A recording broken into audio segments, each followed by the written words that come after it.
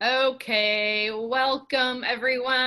I'm super excited to be here having a conversation. I'm not calling it an interview. We're having a conversation. Dr. L, the parent whisperer, and he is a clinical neuroscientist. And I'm super excited that we've had a chance to talk, that we're going to have a chance to talk today because we did an interview a few weeks ago as well. But I just wanted to bring him back because when we were talking a few weeks ago, he was just telling me, Val, I could really come in and tell people more about the benefits of the brain with what you're doing. And I thought, well, that's perfect because I can't always explain it the best way. So I would love for you to jump in and feel free to explain a little more about what you do, but then maybe just start telling us a little. You've seen the drumming, the moving, the crossing, the midline, and getting both sides of the brain. So you know what it is that I do. So I'm gonna just let you take it from here. I'll hop in with some questions here and there, but let's just have an awesome conversation about what's going on in the brain when we're drumming. Sounds good. Yeah. Hi, guys. I'm happy to be here. Thanks, Val, for asking me to be here. It was funny because I first saw you at one of the events and you were doing your drumming and you were telling people, now we're going to cross the body center line. We're going to work the left side of the brain, the right side of the brain. I'm like, wow, she's a clinical neuroscientist. It was amazing how well you were describing it and everything. And then I'm like, you know what? It would be really, really good for people to know why what you do works and why it does what it does. So I kind of chased you down and said, I need to tell I love it. I love it. I'm glad you did. is good. So just a little bit about myself. I actually grew up with ADHD. And this is before there was a diagnosis for ADHD.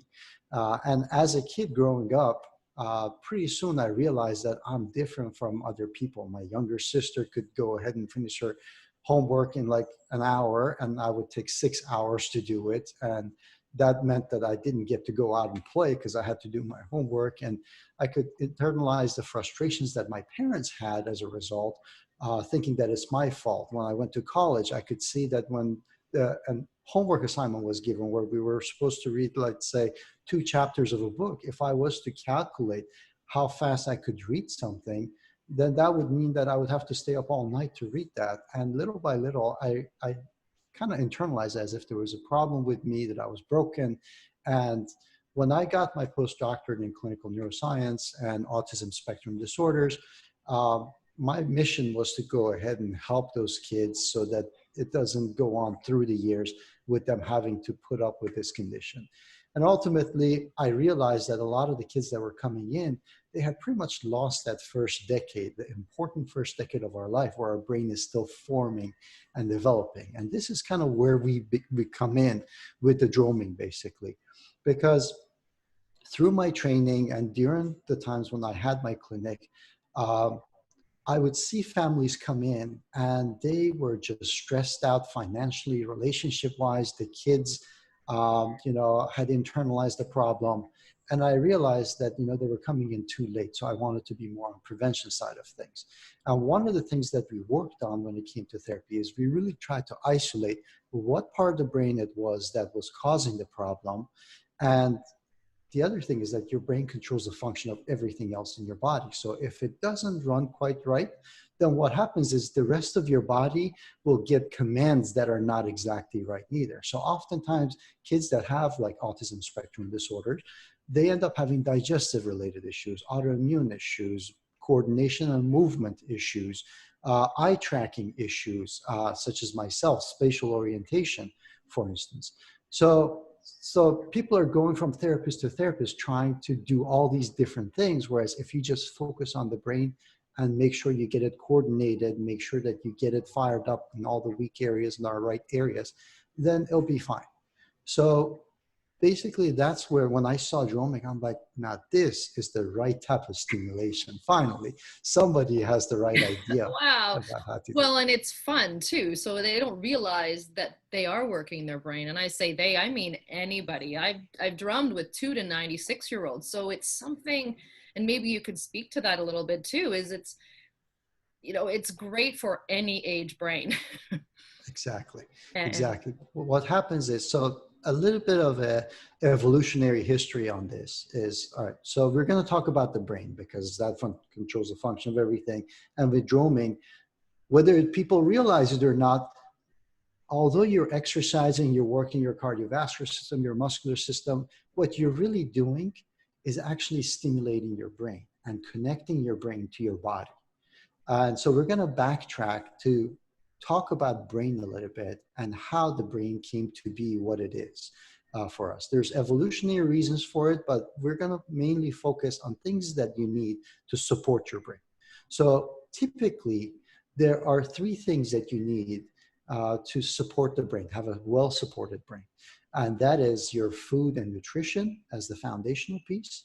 Then you have rest, and then you have oxygen to burn the fuel that you give it. So if those three pieces are in there, then your brain is ready to be stimulated. So stimulation does not mean sugar. Stimulation does not mean caffeine. It does not mean video games. Stimulation to your brain is driven primarily through your spinal cord via movement. And as you integrate and you bring in your senses, the more of the senses you bring in, the more powerful that stimulation becomes. So that's the problem with like watching a screen, because there's no movement going on, even though you might be watching sports and things like that. You're getting the stimulation through your eyes primarily, and there is nothing to coordinate your eyes with the rest of your body. And oftentimes, in the case of the autism kids, what ended up happening is if they had weaknesses in their muscles and along their spine, you could actually see that they also had eye tracking issues along in their eyes. So when they were reading stuff, they could actually miss things. One of the things I had problem with, I wouldn't read a question to its end. So if a question had multiple parts, I would miss a part of it, even though I knew the answer. Think about the impact it had on my grades, basically, not because I didn't study or I didn't know the material, just because I didn't read the question completely. So it becomes very important for you to have this movement, to strengthen the movement through your body into your system. And as your body moves, your eyes and your head adjust. And that process, that exercise of coordinating everything from your deeper brain centers is what the DROM'ming really is doing, basically. So the signals are coming in. And so let's backtrack for a second. You have all the stuff to support your brain. Like you have your nutrition, you've rested well, you've given plenty of oxygen, proper breathing, all of that stuff. If you do not stimulate your brain, the neurons in your brain will wither away and they lose their connections within each other and to your body as well. So that stimulation becomes very important. Now, if you just stimulate it one way, just through your eyes, then it doesn't learn to coordinate it with your spine and your body. So when you're doing DROM'ming, you have music, you have movement, so you got auditory, and you're seeing that on screen. So technically what's happening is you're getting visual, auditory, and movement all at the same time. And it's in gravity, so you're not in outer space, so your joints are learning where they're supposed to be in space. So the maestro, which is your brainstem, is coordinating all these different parts of your brain. What ends up happening as a result is that your front and the back part of your brain, which is responsible for executive functions and coordination, become really linked in together. And so you'll have coordination of thought, you'll have coordination of movement. And that is not just like what you think about when you're doing homework. Your digestive system is going to work better because the right enzymes are going to be more coordinated as to when they come. Or you're going to move the food along better, and you're going to be able to digest your food better. And your hearts and your lungs are going to be able to speed up and slow down better with it. Also, the other part is that your brain in itself becomes more coordinated and better and more efficient at utilizing the fuel and the oxygen that you're giving it. So this is all coming through that. Wow. So there you go. There's a lot going on. So let me just clarify this. So you're saying that the more we can move, we're going to stimulate our brain and stimulate different areas of the brain. So with DROM'ming, we are moving our body, we're exercising, but we're also incorporating those crossovers in that. So is that just an extra step up from just normal movement per se? Very good Now, questions. very intentional, let's cross, let's touch this over here, let's do a paradiddle, let's do a polyrhythm, those sorts of Right. specific activities. Exactly. So then the next part is the more specific your stimulation of the brain is, then the better the results that you get. So that's the difference between just going and just doing any kind of exercise versus doing an exercise that targets coordinating different parts of the brain. So you talked about crossing the center line. That's one of those huge things because, as you know, we have a left hemisphere and a right hemisphere, and they are connected together through that middle part. That middle part is smaller than the rest of the brain. And for males versus females, the females have a larger connecting part, which is why they can multitask, even though that's not a thing, better than men do. And men tend to be more focused, basically, because if they focus on one part of their brain, then that's the part they prefer to work with. So if you ask them a question, like if you want to ask directions, then they don't want to answer that because that requires shifting to the other side. But DROM'ming can help that. So maybe that'll help your Oh, relationship. maybe there we go. I just had another thought, and I wanted to ask you this too. So you made reference to, kids and growing up and before the age of 10 and when we're developing at a younger age, and then made reference also to being able to do your homework and think more clearly and those things. So what about, our brain? Is it fully developed when we're 30, 40, 50 years old? And can we do these sorts of movements to help us, say in a, just even maybe everyday work type of thing, to be more focused and creative and productive and all of these, better ways So, of navigating through the day? so another good question there, basically. So what happens is you have this period. So when humans, we have a big head, no surprise. We got a big brain, and the trouble is that that brain cannot develop in utero, inside the mom. So we have to have the birthing process. And once the birthing process happens, then the brain actually finishes its development. We're the only species without a fully developed brain. So you see, like in these nature channels, that you see a calf basically being born, and within minutes they're up and running and following the herd and eating, and everything's fine. But we need to be nursed. We can't even move. We can't even fend for ourselves. Nothing, because our brain is not developed. And that process takes any place from 16 to 18 to actually 2 years, basically, before we become viable. So if you actually look at the progression, pretty much up to the age of 2, children really are pretty helpless when it comes to it. After that, now they start having a sense of identity where their body's in space, they can move a little bit, they can actually vocalize, and they pretty much enter society at that point. So because that process has to happen, anything that alters that process can alter brain development. So if you have kids that are not allowed to move a lot, that could be an issue. If a kid doesn't get to rest, doesn't get to get proper air, or has trouble eating the right type of foods, these are all things that can alter that brain development, which is why you see autism spectrum disorders going up so much, because a lot of those things are being interfered with because of our lifestyle early on in childhood and pregnancy. And also the other part is, of course, and this goes back to the adults, that our lifestyle is basically emulated by the children. So we are the role models for them. We have to lead by example. So just because you want your kids to be healthy and you sign them up to drone, that doesn't exclude you from droning. That's right. And that's why Drome is it's so great for families. Let's do it together. And you're right, kids do emulate what we do as well. So you have this period of development where the brain is developing. This is about 6 to 7 years of age. Now from 7 to preteen years, basically, so 12, 13, that's the age where it's kind of starts shaping, and you develop the identity based on strengths and weaknesses and areas that you did get to stimulate and areas that you didn't get to stimulate. All of those form your personality. Then once you hit your teenage years and the hormones kick in, then at that point, now it becomes, all right, well, this is what I've got.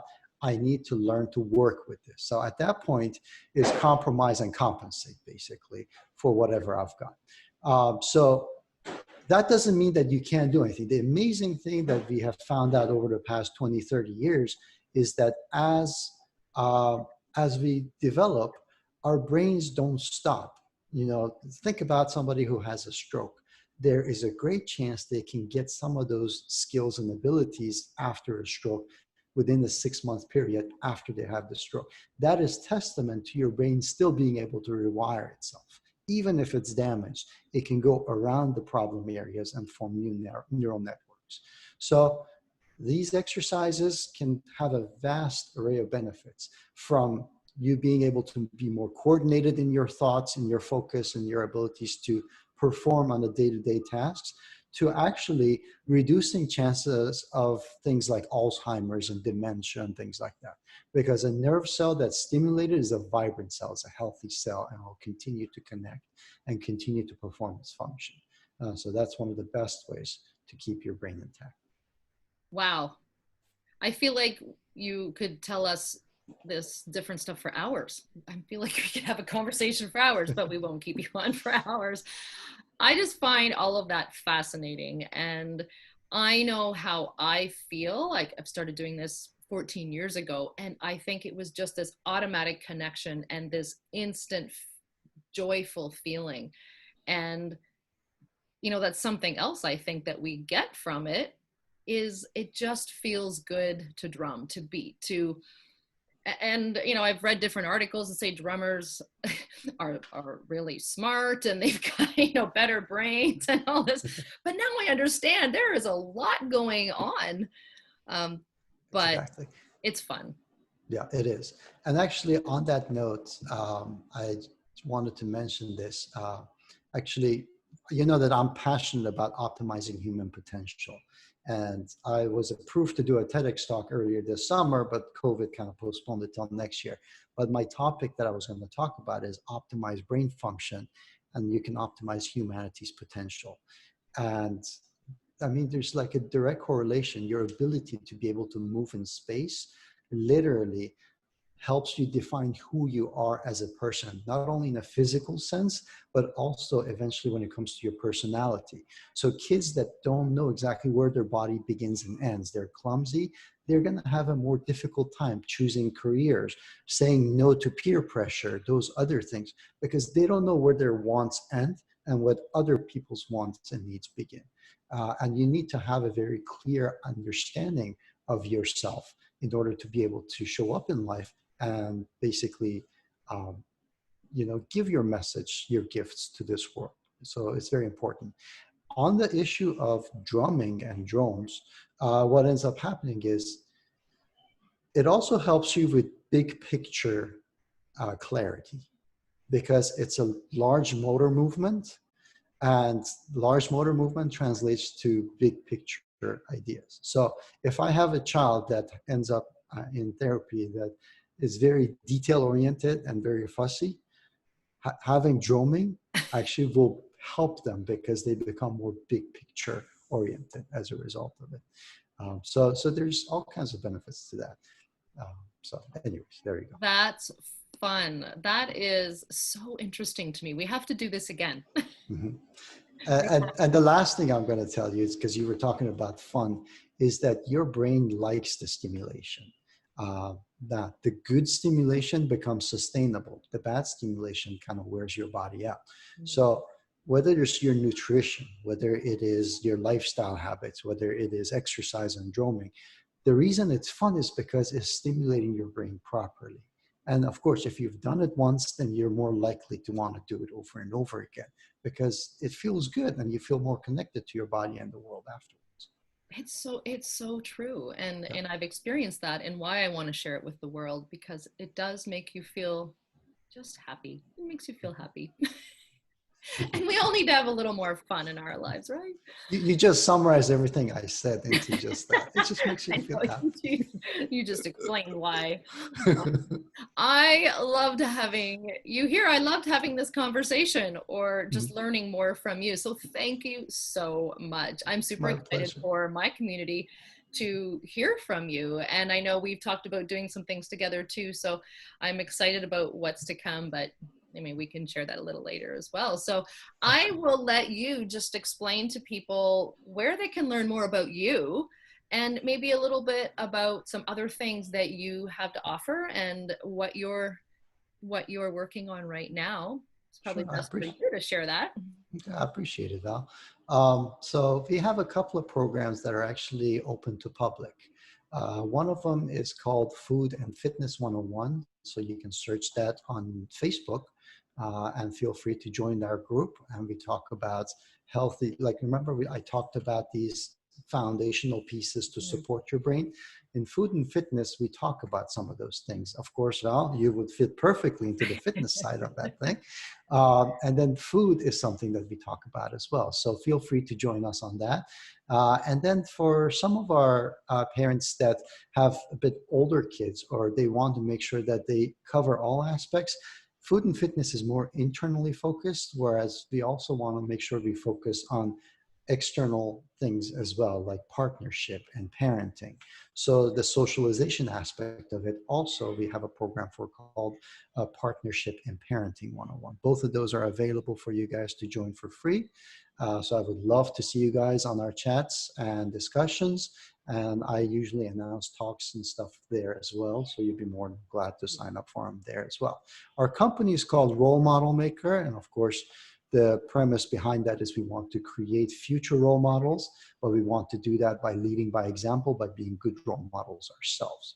So if you are interested in being somebody that is an impact maker, that understands the importance of raising happy and healthy kids that lead full lives, we would love to have you in our team. So Yes, great communities. I know, so exciting. Well, yes, thank you very much. If there's anything else that you want to share before we end our conversation. I would say that keep DROM'ming. Keep DROM'ming. And take good care of your brain, because if you do, your brain will take good care of you. Awesome advice. I love it. Okay. Well, until next time, Dr. L, thank you again. And I will chat with you soon. Likewise. Take care. Thanks, guys. Bye.